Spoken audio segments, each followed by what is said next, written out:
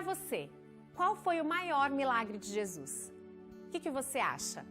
Enquanto você pensa, eu quero te desejar as boas-vindas aqui no nosso Bíblia Fácil Tatuapé. Nós estamos de volta com a série O Impossível, onde nós já vimos vários milagres que Jesus realizou enquanto estava aqui na Terra e aqueles que Ele também pode realizar na minha e na sua vida. Mas você acha que houve um milagre maior que os outros? Veja aí o que alguns dos nossos internautas nos responderam. O maior milagre que Jesus fez. Se for pensar, Jesus faz o maior milagre todos os dias. Ele faz milagre constantemente na vida, tanto já fez na minha e faz na minha vida, como eu tenho certeza que na sua vida também.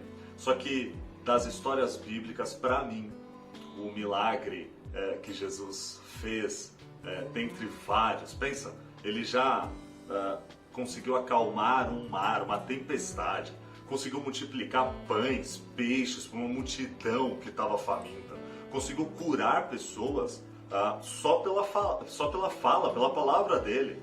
Maravilhoso. Jesus fez e faz milagres constantemente. Só que para mim ainda fica como o maior milagre, o milagre que ele operou com os amigos e com o amigo dele, pela história e por tudo, que foi a ressurreição de Lázaro. É fantástico ver que Jesus sofreu ali com os amigos e sofreu ao ver os amigos sofrendo. E eu tenho certeza que você já orou por esse tipo de milagre.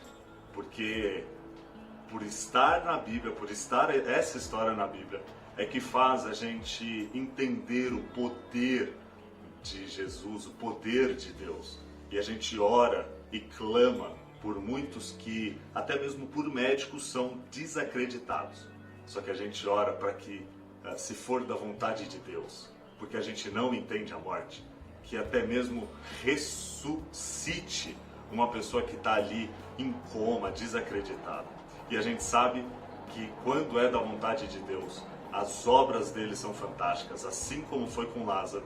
E ele ressuscita, ele tem o poder de tudo. Esse é o nosso Deus, é o Deus maravilhoso, grandioso, que a gente tem a alegria em louvar e transmitir as boas novas. Esse será o tema que nós iremos estudar hoje, à luz da Bíblia, com os nossos amigos Amós e Paulinho. Mas antes de começar, eu queria te lembrar para não esquecer de dar o seu like e compartilhe esse vídeo com seus amigos. Nós estamos no YouTube, estamos também no Facebook e temos a nossa página, adventistastatuapé.org, onde você pode conferir outros vídeos e de outras séries também, que está tudo lá aguardando por você. Um beijo e espero que você goste desse programa.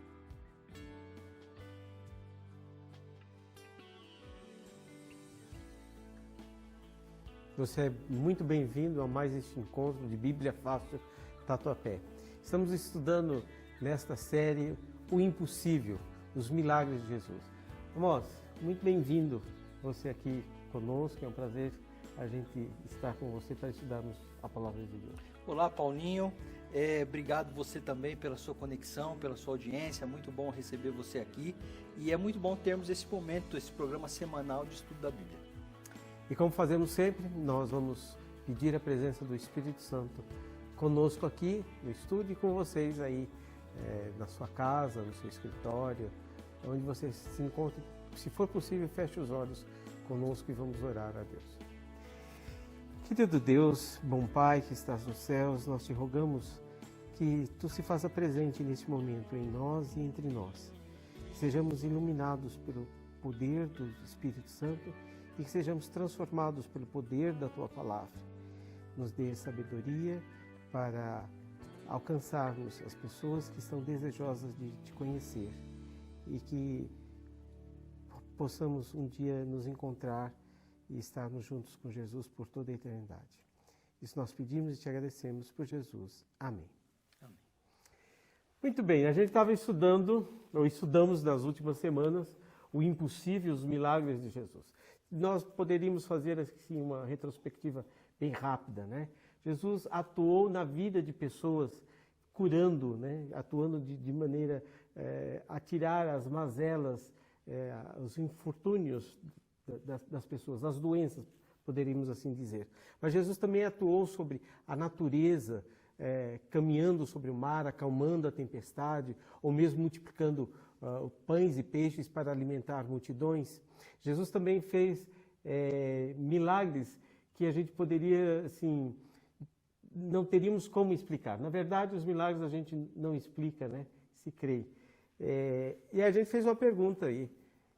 Para você, qual o maior milagre de Jesus? Se é que existe um milagre maior que os outros? Porque eu acho que todos são imensamente grandes, né, e que a gente não consegue explicar. E desse repertório de Jesus, aí, dos milagres de Jesus, realmente é muito difícil escolher. E nós sabemos que muitos outros Jesus fez. O livro, o Evangelho de João, ele termina no seu último verso, dizendo que se todas as coisas fossem escritas que Jesus fez, nem na terra caberiam os livros. Então, isso dá uma dimensão assim de quão grandioso foi o ministério de Jesus e as suas ações. A gente vai tentar aqui hoje indicar aí alguma coisa que a gente imagina que seja o grande milagre no desfecho dessa série aí que você tem acompanhado. Então, eu posso enumerar alguns aqui. A multiplicação de pães e peixes, né? Ou a transformação da água em vinho. São o primeiro milagre. O primeiro milagre. E esse dos pães e dos peixes por 2 vezes. Jesus também curou leprosos, deu vista aos cegos, fez coxo andar, mudos e surdos ouvirem falar. Mas alguns me chamam a atenção. Como o milagre que Jesus operou na vida de Nicodemos, ou o milagre que Jesus operou na vida de Zaqueu. Mas eu posso ir mais além. Nós dedicamos, né, um episódio a isso. Se por acaso você não acompanhou, maratona aí essa série, o impossível, que você vai encontrar os milagres espirituais, né? Na vida de Zaqueu e na vida de Nicodemos, um milagre não aparente, não físico, mas que saíram ali transformados. Então, se você não acompanhou, procura aí que você vai encontrar esse episódio. Então, agora existe uma outra classe de milagres. Sim. Que a ciência não tem como explicar. Talvez os outros, até a ciência, os doutores em matemática, em física, em química, poderiam explicar. A ressurreição. E aí eu me lembro da filha de Jairo. Sim. Né? Do filho da viúva de Naim, que já estavam mortos, né? O filho da viúva de Naim já estava a caminho para o sepultamento. A menina, a filha de Jairo, acabara de falecer. Jesus aí opera 2 milagres. Mas um é mais emblemático do que os outros, esses 2. Tem um terceiro ainda, que é a ressurreição de Lázaro.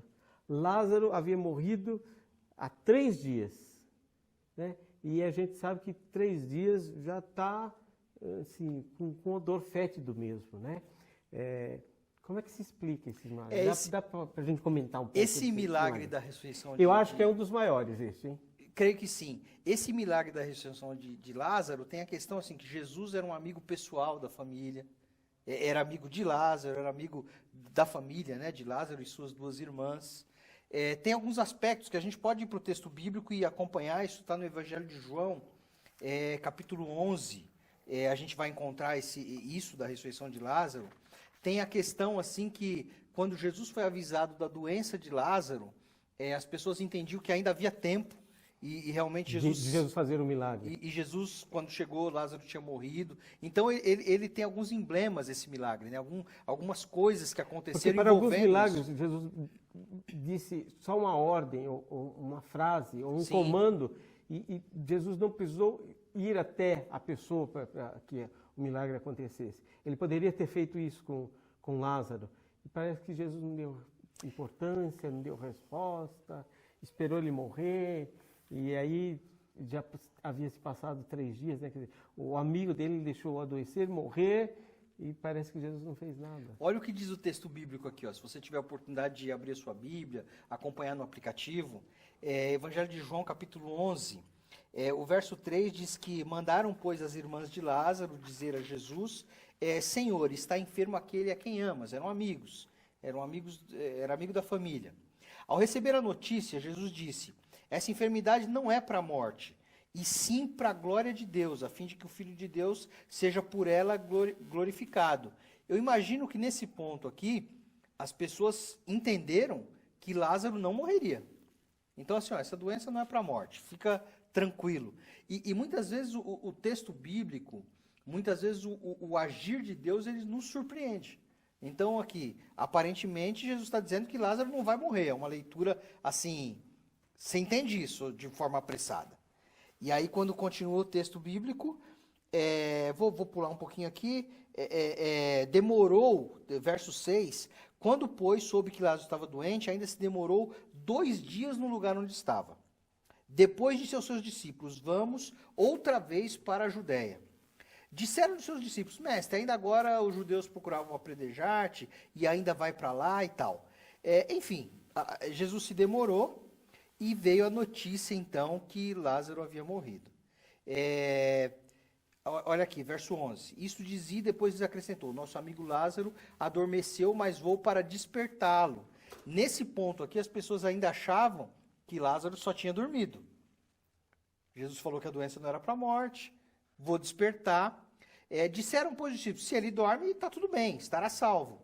Jesus, porém, falara com respeito à morte de Lázaro, mas eles supunham que tivesse falado do repouso do sono. Então Jesus lhes disse claramente, Lázaro morreu. E aí, quando a gente vai para o verso 21, olha só. Disse, pois, Marta a Jesus, Senhor, se estiveras aqui, não teria morrido meu irmão. Então, assim, às vezes a gente não mergulha, às vezes, muito no texto bíblico, mas houve até uma crise aqui. Pensa assim, a gente está falando de amigos. Jesus com seus amigos, com uma família amiga. Jesus tinha os recursos para impedir a morte de Lázaro. Foi avisado com antecedência. Eles sabiam e criam nisso. Sim. E esperavam que Jesus fizesse isso. Exatamente. E aí o texto bíblico fala que Jesus se demorou. Claro, as circunstâncias aqui, nesse momento, não é o que a gente está analisando. E aí, quando ele chega lá, Marta parece que dá uma reprimenda, né? Olha, não teria acontecido. A gente avisou para impedir, para resolver. Não era para chegar a acontecer isso. E aí, olha só, mas também sei que mesmo agora, tudo quanto pedires a Deus, Deus te concederá. Então a fé dela continuava firme, a sua fé, né? Declarou-lhe Jesus, teu irmão há de ressurgir. Olha o que Marta fala. Eu sei, replicou Marta, que ele há de ressurgir na ressurreição no último dia. Então, eu não sei se você que assiste, se você tem esse misto de sentimentos que às vezes você acredita, às vezes você descrê. Chamaram porque acreditavam que Jesus era capaz de curar. No diálogo aqui diz que mesmo agora Jesus é capaz de ressuscitar. Mas aí quando Jesus fala, eu vou ressuscitar. Não, ele vai ressuscitar no último dia. Humanamente a gente tem essas variações, né? No momento a gente é muito crédulo, no outro a gente parece que tem descrente, tem dúvida. E a história aqui, Paulinho, ela vai se desenrolando, essas coisas acontecendo, esse diálogo acontecendo aqui, e aí Jesus declara assim, ó, e a gente vai retomar esse texto daqui a pouco. Uhum. Aí Jesus diz assim, ó, eu sou a ressurreição e a vida. Quem crê em mim, ainda que morra, viverá. E aí chamou as pessoas, chamou a outra irmã, pediu para que levasse até onde eles estavam, né? E aí, assim, Jesus também se compadeceu dessa situação. E aí, verso 35, Jesus chorou. Aqui mostra a empatia, né, de Jesus com todos os que sofrem. A sua compaixão. Né? Com todos os que choram, com todos os que têm problemas. Eu sei que às vezes a gente, em determinadas circunstâncias, parece que a gente se sente abandonado. Alguém se sente abandonado. Você já se sentiu abandonado? Você se sente abandonado?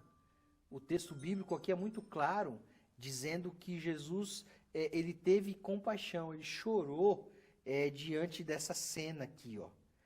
E aí Jesus pede que tire a pedra, tiraram a pedra, verso 41, e Jesus levantando os olhos para o céu disse, Pai, graças te dou porque me ouviste. E aí assim, saiu, verso 44, aquele que estivera morto, tendo os pés e mãos ligados, com ataduras e o rosto envolto num lenço, e Jesus pediu para desatar, né? E as pessoas creram em Jesus, o desfecho aqui da história. Então, assim, foi uma grande trama aqui, né? Não foi só a ressurreição.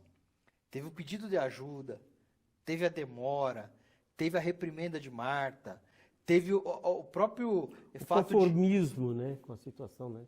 Eles se conformaram. Sim, Ele está morto, mas vai ressuscitar aí no último dia.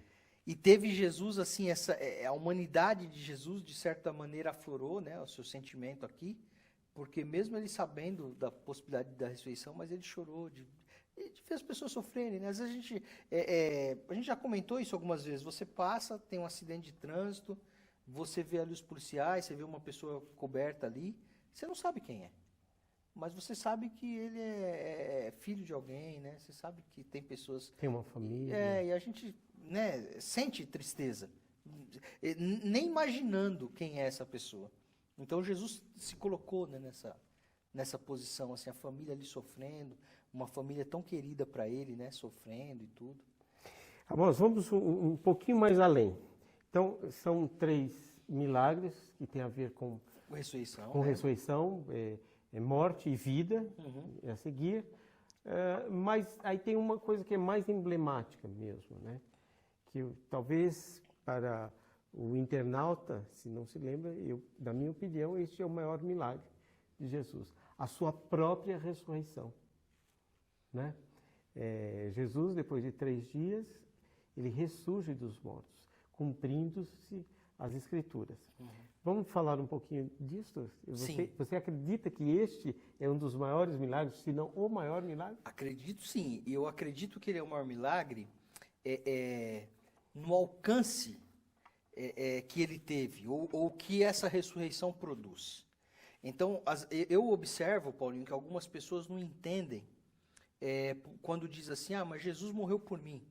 Por que Jesus morreu por mim? O que isso significa? As pessoas não conseguem conectar que relação existe. Mas morreu por mim, por quê? Então, assim, primeiro, a morte de Jesus, ele se entregou de maneira voluntária. Isso eu acho que é um ponto importante. Sim. Acho que começa também a partir daí. Neste verso aqui, ele diz assim, né? Que ele é a ressurreição e a vida. Sim. Né? Então, a vida que estava nele, ele entregou de maneira voluntária. Então, isso está em... Não foi que mataram, mas ele se entregou. Isso que você está citando está no Evangelho de João, capítulo 10, verso 18. Ninguém atira de mim. Eu vou ler o 17 ainda, antes. Por isso o Pai me ama, porque eu dou a vida para a reassumir. Ninguém atira de mim, pelo contrário, eu espontaneamente a dou. Tenho autoridade para entregar e também para reavê-la. Então, Jesus, ele morreu de maneira voluntária. Já disse antes de acontecer. Sim, sim. Né? Eu vou dar a minha vida voluntariamente. Mas vou retomar. E vou retomá-la. Exatamente. Porque ele é a própria vida. Qual é o plano, né?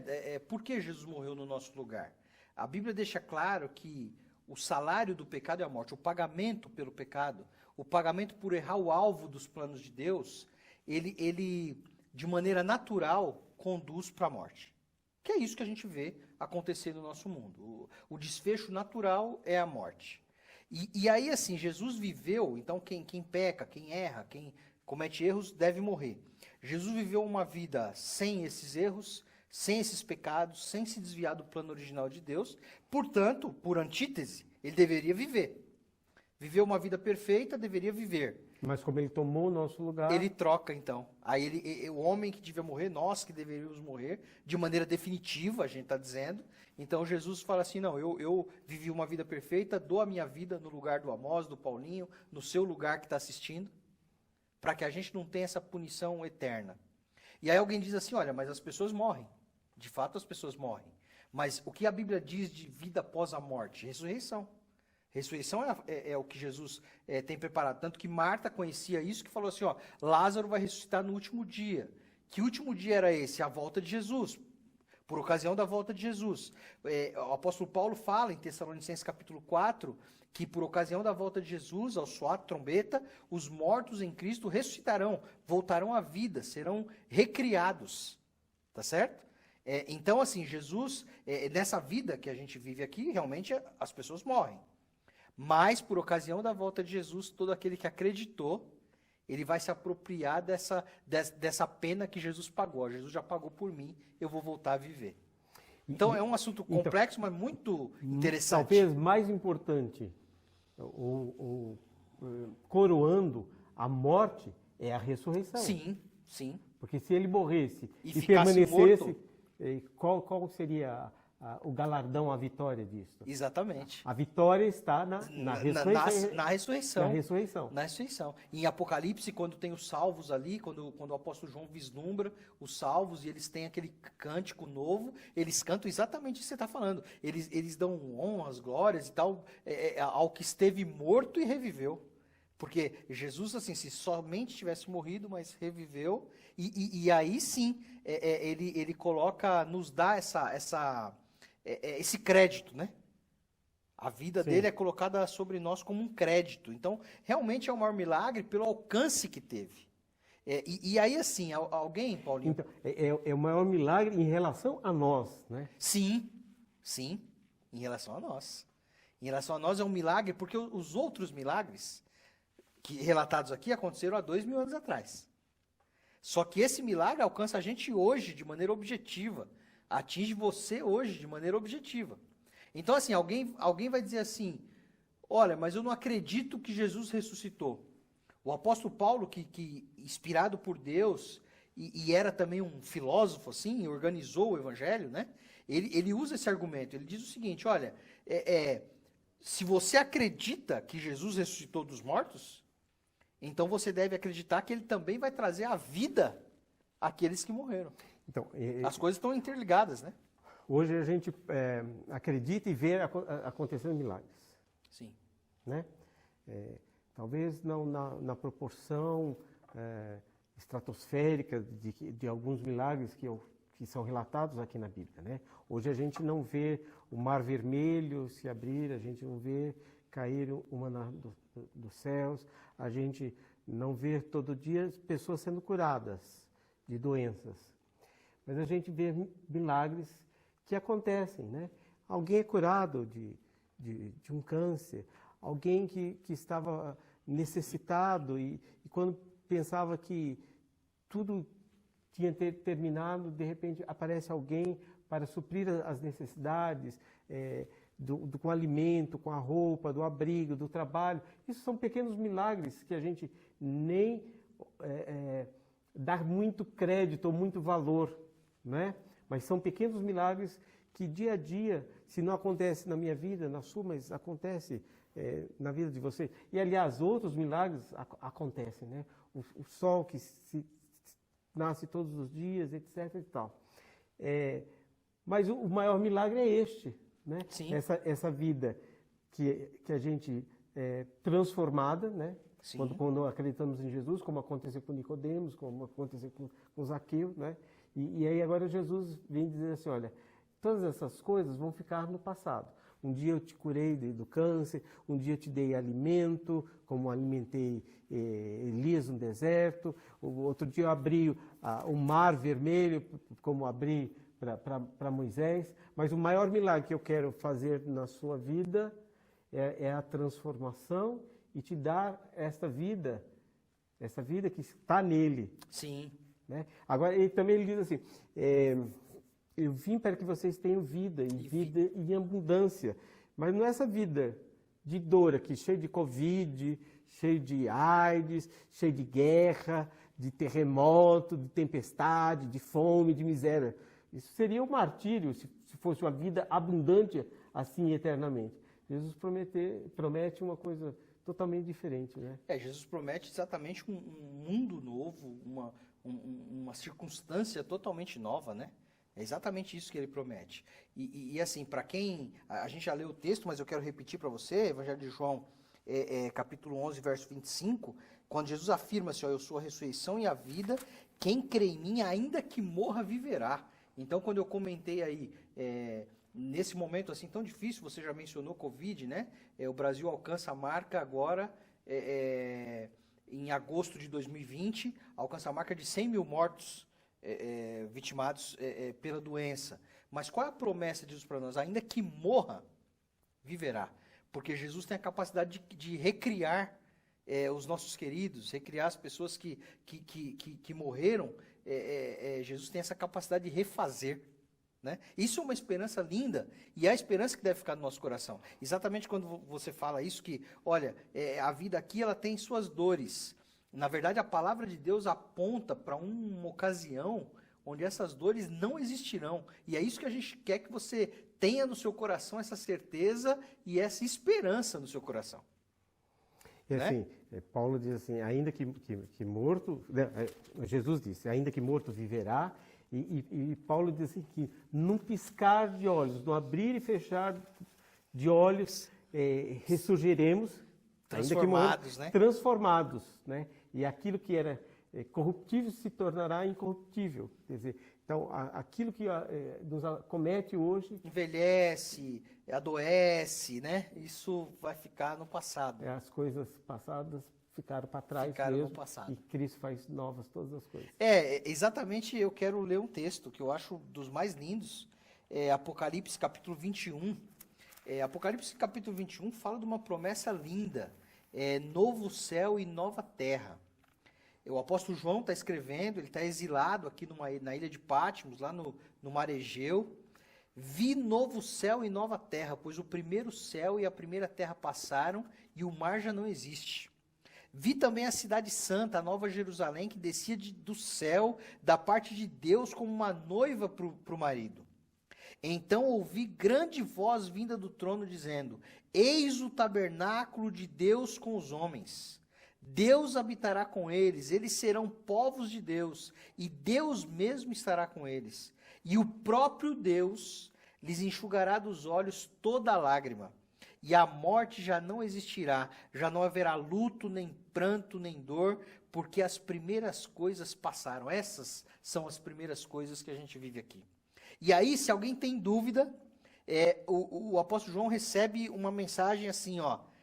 Aquele que está sentado sobre o trono disse: Eis que faço novas todas as coisas. Escreve, porque essas palavras são fiéis e verdadeiras. Amém. Amém. Que esse é assim, a Bíblia tem muitos textos bonitos, mas esse aqui é um dos que eu acho assim mais fantásticos, né? Porque aquele milagre que Jesus operou de entregar sua vida de maneira voluntária, voltar à vida, retomar a sua vida, porque Jesus era Deus, colocar esse crédito para nós, viveu em obediência, coloca esse crédito assim, olha, o Amós não precisa morrer de maneira definitiva, eterna, porque eu paguei o preço, ele dá o crédito. E agora o apóstolo João aqui, de maneira inspirada, coloca assim, de um jeito tão bonito, né? A gente que está vivendo esse momento de tensão terrível, você lê um texto bíblico, a palavra de Deus, falando com você, creia que é a palavra de Deus, e o anjo fala para João assim, ó, escreve porque isso é verdade. Ele dizendo assim que, olha, a morte, o pranto, a dor não vai mais existir e o próprio Deus vai te enxugar as lágrimas. Às vezes a gente, às vezes as lágrimas da gente às vezes são, ninguém vê, né? Ninguém vê, ninguém percebe, ninguém sabe. As angústias. Eu não sei que momento você vive aí, que você nos assiste. A nossa vida, o fato é que ela tem altos e baixos. A gente vive momentos felizes, momentos maravilhosos, momentos alegres, mas a gente vive também momentos de escuridão. Pois você saiba que o próprio Deus vai enxugar suas lágrimas se porventura você está vivendo um momento de lágrimas. Eu creio nisso. Eu creio também. Vamos orar? Vamos orar. Posso orar por você, gostaria de orar por você, pedindo para que isso seja verdadeiro na sua vida, para que você aceite essa promessa, receba essa promessa. Pai nosso que estás nos céus, te agradecemos pela tua bondade, pela tua misericórdia, te agradecemos pela tua palavra, te agradecemos pelo sacrifício de Jesus, não só por entregar sua vida, mas por voltar a viver e por colocar esse crédito, ou dar esse crédito para nós. Um crédito que obviamente não merecemos, Pai. Muito obrigado. Esse crédito que nos dá a possibilidade de salvação, que nos dá a possibilidade de eternidade, que nos dá a possibilidade de reencontrar os queridos nossos, pessoas que já morreram, que nos dá a possibilidade de se apropriar dessa promessa de que um dia a tristeza, o sofrimento, as angústias, as mazelas não mais existirão. Pai, nós te agradecemos e te louvamos nessa hora.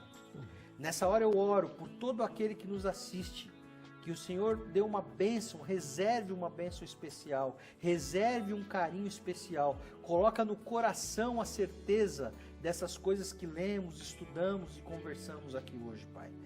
Que a vida eterna, que a eternidade, que a volta de Jesus sejam realidades espirituais para nós. Coloca isso no nosso coração e que um dia nós possamos estar juntos na eternidade, todos nós,